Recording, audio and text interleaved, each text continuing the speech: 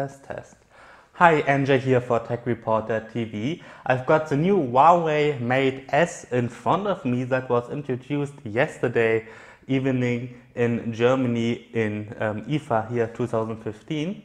And every attendee of the press conference got the Mate S. So in this video we can do an unboxing and take a little closer look at the smartphone. So let's start with the unboxing. By the way, I've got the predecessor in front of me, the Huawei Mate 7 that was introduced exactly a year ago. I used it quite heavily, as you can see, and because of that heavy use and the broken display, it's not working anymore. But I just want to have it here for a comparison, so we can do a little side-by-side comparison. Okay, let's start with the unboxing. That is the Huawei Mate S. We put it to the side first and take a look inside the box. We have a case. Apparently everybody will get this case if you buy the Mate S, which is quite nice. Here at IFA everybody got this kind of champagne gold case. I don't know if there will be different kinds. There probably will be, but I'm not sure which colors will be in the retail packaging, if you can choose it or how it works. But yeah, we all got the champagne gold one.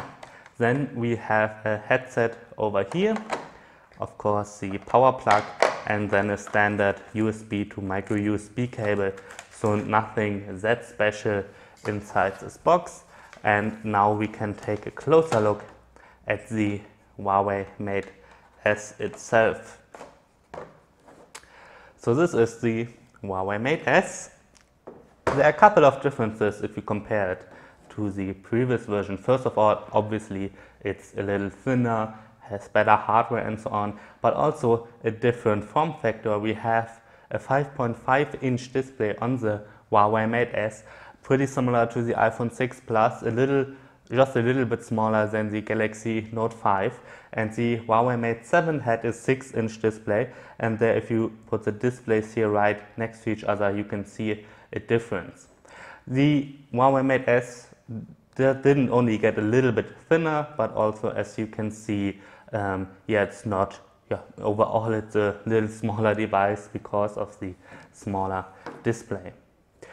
Okay, let's go around the device a little bit. We've got an 8 megapixel front camera on the front that's supposed to make great selfies, and next to it is kind of a soft light to give you a nice selfie look for your skin and not this hard flashlight that brings out all the wrinkles in your skin and so on.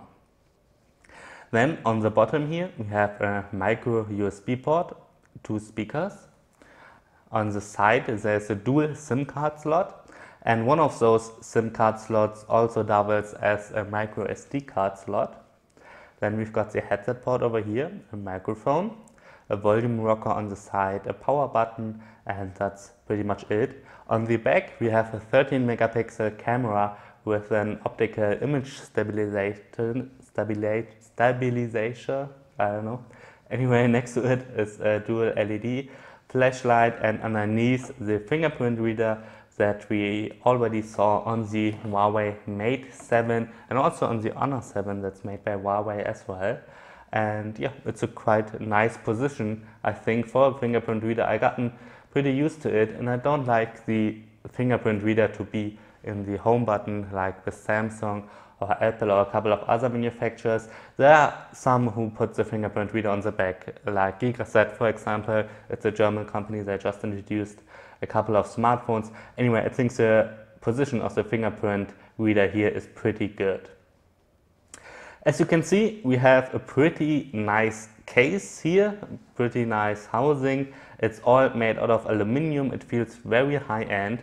There's a it's slightly curved on the back, so that looks pretty nice, and overall the design is quite nice as well. There will be different colors. This is titanium gray. There's also a more lighter one that looks a little bit similar to the Mate 7 that I have here, to this color, and also there probably is a champagne gold one, and as far as I know also a pink one. And yeah, that's pretty much it.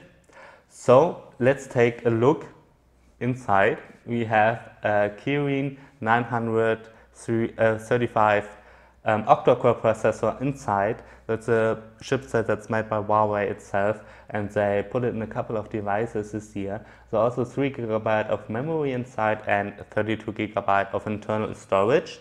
This version costs 649 euros, and I guess it's 649 US dollars or somewhere around there at least. Then Huawei will also offer a version with 64 GB of internal storage, and that one will go for 699 euros and probably 699 US dollars. And then there will be a version with 128 GB, and that version will have the Force Touch that we saw in the Apple Watch, for example, and that Huawei demonstrated, but not every smartphone, not every Huawei Mate S has the Force Touch technology. This one with 32 GB and 3 GB of RAM does not, only the 128 GB version, and we don't know yet how much it will cost. Okay, then let's turn the Huawei Mate S on.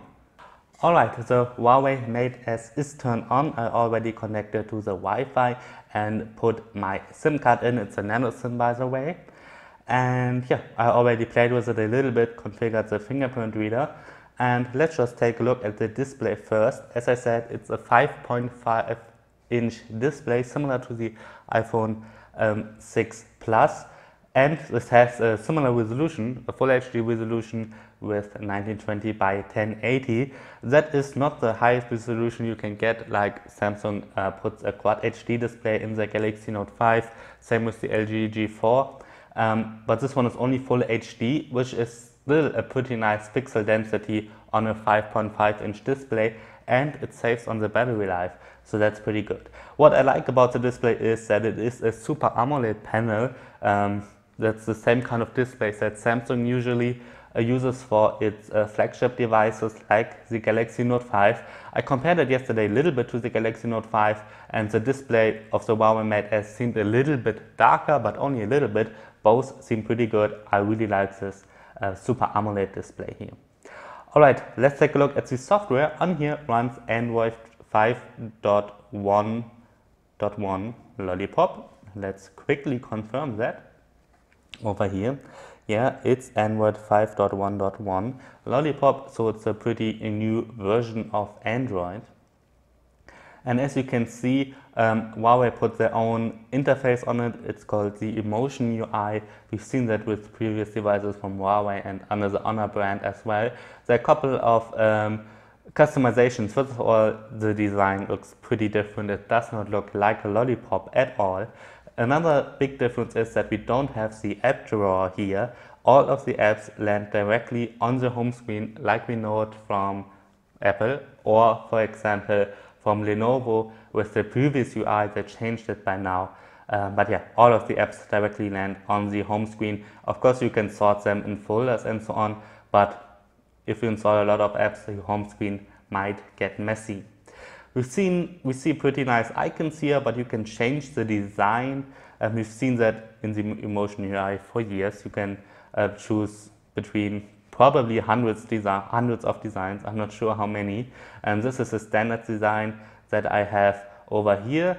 And what I saw recently is a power saving design. I'm not exactly sure what it does, but it looks like it just basically makes it black and only a couple of colors here, and it might save save the battery a little bit because of the black pixels. They don't use as much energy on a Super AMOLED display as far as I know.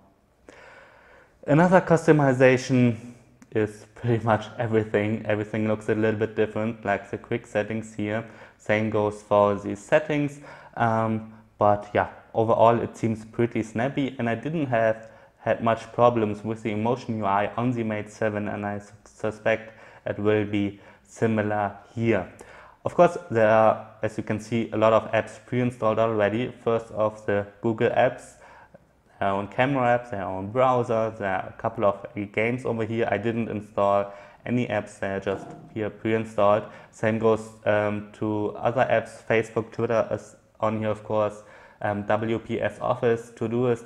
I think those apps were on the Mate 7 and other Huawei devices as well. yeah, what else can we take a look at?